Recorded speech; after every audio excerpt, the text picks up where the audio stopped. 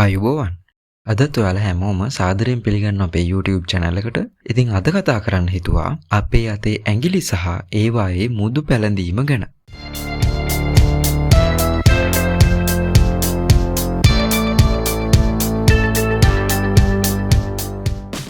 මිනිසාට වම් අත සහ දකුණු අත ලෙස අත් දෙකක් හිමි වෙනවා. එක් අතකට ඇඟිලි 5 බැගින් ඇඟිලි 10ක්ද හිමි වෙනවා. මේ ඇඟිලි අපට අපේ ශරීරයට වැදගත් වන්නේ කොහොමද කියලා මුලින්ම බලමු. සියුම් ක්‍රියාකාරකම් සිදු කර ගැනීමට. මේන අදහස් කරන්නේ ලිවීම, කුඩා දේවල් අල්ලා ගැනීම, බොත්තම් දැමීම වැනි සියුම් ක්‍රියාකාරකම් මේ අපේ ඇඟිලි හරහා කරගන්න පුළුවන් කියන එක. ඊළඟ වැදගත්කම විවිධ දෑ ග්‍රහණය කර ගැනීමට. මේ අපේ ඇඟිලි හරහා ඕනෑම දෙයක් අල්ලා ගන්න, ග්‍රහණය කරගන්න අපට අවස්ථාව ලැබෙනවා. ඉතින් මේ ඇඟිලි වලින් කරන වැදගත්ම කාර්යය වෙන්නේ මේ ග්‍රහණය කර ගැනීම.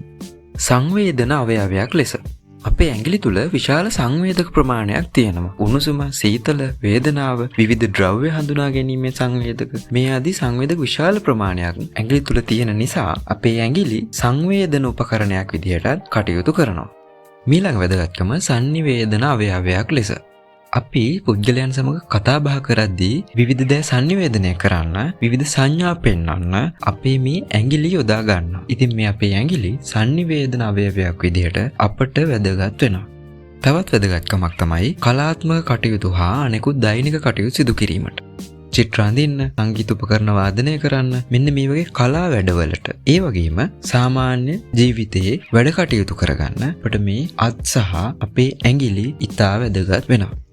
දැන් එහෙමනම් අපි අපේ ඇඟිලි එකින් එක හඳුනා ගනිමු. මහපට ඇඟිල්ල. මේ ඇඟිල්ල මහා ඇඟිල්ල විදිහටත් හඳුන්වනවා. අපේ අතේ ඇඟිලි 5න් වැදගත්ම, ශක්තිමත්ම හා අත්‍යවශ්‍යම ඇඟිල්ල මේ මහපට ඇඟිල්ල. මේ මහපට ඇඟිල්ල නැතුව අපේ අනිත් ඇඟිලි වලින් වැඩක් කරගන්න පුළුවන්ද කියලා පොඩ්ඩක් බලන්න බෑ නේද? අන්න ඒ නිසායි අපි මේ මහපට ඇඟිල්ල වැදගත්ම ඇඟිල්ල විදිහට හඳුන්වන්නේ. ඊළඟ ඇඟිල්ල දබර ඇඟිල්ල. එහෙම නැත්නම් දර්ශක ඇඟිල්ල.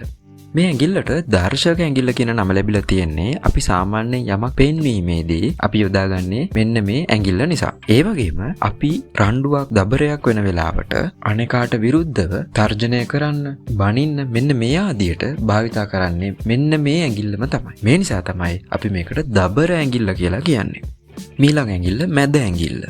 අපේ ඇඟිලි 5න් මැද පිහිටන ඇඟිල්ල තමයි මේ මැද ඇඟිල්ල. ඒ වගේම ඇඟිලි වලින් දිග වැඩිම ඇඟිල්ල වෙන්නේ මේ මැද ඇඟිල්ල. යමක් අල්ලා ගද්දී ලොකු සහයෝගයක් ලබා දෙන ඇඟිල්ල තමයි මේ මැද ඇඟිල්ල. අපේ 4වෙනි ඇඟිල්ල මුදු ඇඟිල්ල. එහෙම නැත්නම් වෙද ඇඟිල්ල. අපේ අතේ ඇඟිලි වලින් වැඩියෙන්ම කතා කරන ඇඟිල්ල වෙන්නේ මේ මුදු ඇඟිල්ල. කාන්තාවක් වේවා, පිරිමියෙක් වේවා, විවාහකද නැද්ද යන්න පහසුවෙන් හඳුනා ගන්න මේ ඇඟිල්ල උදව් වෙනවා. ඒ කොහොමද කියනවා නම් විවාහයේදී මුද්ද පළඳින්නේ මෙන්න මේ අපේ මුදු ඇඟිල්ලට. ඒ නිසාම තමයි මේ ඇඟිල්ලට මුදු ඇඟිල්ල කියලා අපි හඳුන්වන්නේ. අපේ 5වන ඇඟිල්ල සුළු ඇඟිල්ල, එහෙම නැත්නම් සුළු ඇඟිල්ල.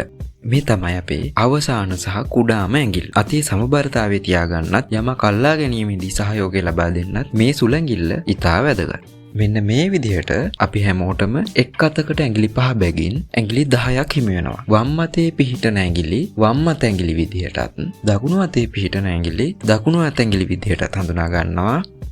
හරි, දැන් අපි යමු අපේ වීඩියෝ එකේ ප්‍රධාන මාතෘකාව වන මුදු පැලඳීම ගැන කතා කරන්න. මේ මුදු පැලඳීම කියන කාරණය ආදි මානවයාගේ කාලේ ඉඳන් එන කරුණක්. මුල් කාලේ සත ඇට කැබලි, ශාක කොටස්, දැව කොටස්, විවිධ ලෝහ භාවිතා කළා. වර්තමානයේ වන විට දියමන්ති, රත්රන් වගේ වටිනා ලෝහ වලින් තමයි අපි මුදු නිෂ්පාදනය කරන්නේ. වර්තමානයට අනුව ඇයි මේ මුදු පළඳින්නේ කියන කාරණය ගැන බැලුවොත් අපට හේතු 4ක් හමු වෙනවා. 1. විලාසිතාවක් විදියට. දෙවැනි හේතුව සංස්කෘතිකමය කරුණක් විදියට. උදාහරණ විදිහට අපේ විවාහ සංස්කෘතියේදී මංගල මුදුවක්, එහෙම නැත්නම් විවාහ මුදුව පැළඳීම. තුන්වෙනි හේතුව ජ්‍යොතිෂයමය කරුණු. ජ්‍යොතිෂය පිළිගන්න අය විවිධ ග්‍රහයන්ගෙන් ඇතිවන අපල අවම කරගන්න විවිධ වූ වර්ණවල විවිධ වූ ලෝහයන්ගෙන් මුදු සකස් කරගන්න. ඒ වගේම විවිධ වූ මැණික් ගල් එබ්බ වූ මුදු පළඳිනවා. 4වෙනි කාරණය සංනිවේදන මාධ්‍යයක් විදියට. උදාහරණයකට කාන්තාවක් වම් අතේ තමන්ගේ වෙද ඇඟිල්ලේ මුද්දා පළඳිනවා නම් ඒයින් අදහස් කරන්නේ එම කාන්තාව විවාහක කාන්තාවක්. ඉතින් මෙන්න මේ වගේ විවිධ දෑ මේ මුදු හරහා තමන් පිළිබඳව සංනිවේදනය කරවන්න පුළුවන් සමාජයට. දැන් අපි බලමු විවාහ මුදුව ගැන. විවාහ උත්සවයක පූර්වේ චාරිත්‍රවලදී අනිවාර්යෙන් සිදු කරන චාරිත්‍රය තමයි මේ මුදු මාරු කර ගැනීම. මේ මුදු මාරු කිරීමෙන් සංකේතවත් කරන්නේ සදාකාලික බව. ඒ කියන්නේ මේ විවාහය සදාකාලිකව පවතිනවාය කියන අදහස තමයි මේ මුදු මාරු කිරීම හරහා අර්ථකථනය කරන්න උත්සාහ කරන්නේ. විවාහයේදී සිදු කරන මේ මුදු මාරු කිරීමේදී මනාලයාගේ දකුණු අතේ වෙදඟිල්ලට මනාලියගේ වම් අතේ වෙදඟිල්ලට තමයි මුදු පැලඳීම සිදු කරන්නේ. දැන් අපි බලමු ඒ ඇඟිල්ලේ මුදු පැලඳීම ගැන. අපි මුලින්ම කතා කරා මේ මුදු පැලඳින්නේ ඇයි කියන කාරණය. එතනදී එක හේතුවක් විදිහට සඳහන් කරා sannivedana කාර්යයක් විදිහට මුදු පැලඳිනවා කියලා. ඒ ඇඟිල්ලේ මුදු පැලඳීමෙන් විවිධ කාරණා සමාජයට sannivedanaya කරවන්න පුළුවන්. ඉතින් දැන් බලන්න යන්නේ මෙන්න මේ කාරණා ගැන. කාන්තාවක් වම් අතේ දබර ඇඟිල්ලේ මුද්දක් පළඳිනවා නම් එයින් අදහස් කරන්නේ ඒ කාන්තාව කිසිම දිනක විවාහ වෙන්න අදහස් කරන්නේ නැති බව. කාන්තාවක් වම් අතේ මැද ඇඟිල්ලේ මුද්දක් පළඳිනවා නම් එයින් අදහස් කරන්නේ ඇයට විවාහ වීමට කෙනෙකු සිටින බව. කාන්තාවක් වම් අතේ වෙද ඇඟිල්ලේ එහෙම නැත්නම් මුදු ඇඟිල්ලේ මුද්දක් පළඳිනවා නම් එහි තේරුම එම කාන්තාව විවාහක කාන්තාවක් බව.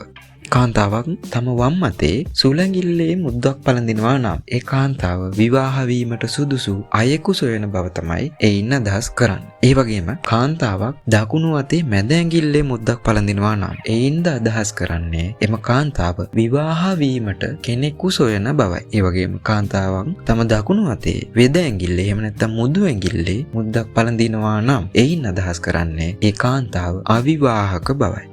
දැන් අපි යමු පිරිමි පාර්ශවයේ මුදු පැලඳීම ගැන බලන්න. බොහෝ විට පිරිමි පාර්ශවය ඉතා සීමිතව තමයි මුදු පැලඳීම් කරන්නේ. කොහොම වුණත් පිරිමි පුද්ගලයෙක් තමන්ගේ දකුණු අතේ දබර ඇඟිල්ලේ මුද්දක් පළඳිනවා නම් එයින් අදහස් කරන්නේ ඒ පුද්ගලයා කවදාවත් විවාහ වීමට අදහස් නොකරන බවයි. ඒ වගේම දකුණු අතේ මැද ඇඟිල්ලේ මුද්දක් පළඳිනවා නම් එයින් අදහස් කරන්නේ විවාහ වීමට සිටින කෙනෙකු බවයි. පිරිමි පුද්ගලයෙක් දකුණු අතේ වෙද ඇඟිල්ලේ මුද්දක් පළඳිනවා නම් එම පිරිමි පුද්ගලයා විවාහකයෙක් බව කියවෙනවා. දකුණු අතේ සුළඟිල්ලේ මුද්දක් පළඳිනවා ඒ පිරිමි පුද්ගලයා විවාහ වීමට සුදුසු කාන්තාවක් සොයමින් සිටින කෙනෙක් බවත් අඟවනවා. ඒ වගේම පිරිමි පුද්ගලයෙක් තමන්ගේ වම් අතේ මැද ඇඟිල්ලේ මුද්දක් පළඳිනවා නම් එයින් අදහස් කරන්නේ තමන් විවාහ වීමට සුදුසු අයෙක් සොයන බවයි. ඒ වගේම වම් අතේ වෙද ඇඟිල්ලේ එහෙම නැත්නම් මුදු ඇඟිල්ලේ පිරිමි පුද්ගලයෙක් මුද්දක් පළඳිනවා නම් අවිවාහකයෙක් බවත් sannivedanaya කරනවා. ඉතින් ඔන්න ඔහොමයි ලංකාවේ අපේ මුදු පැලඳීමේ කතාව. මේ මුදු පැලඳීම ගැන ඔයාලා දන්න තවත් දේවල් තියෙනවා නම් කමෙන්ට් එකක් විදිහට දාන්න. එහෙමනම් අදට සමුගන්නවා. සුබ දවසක්.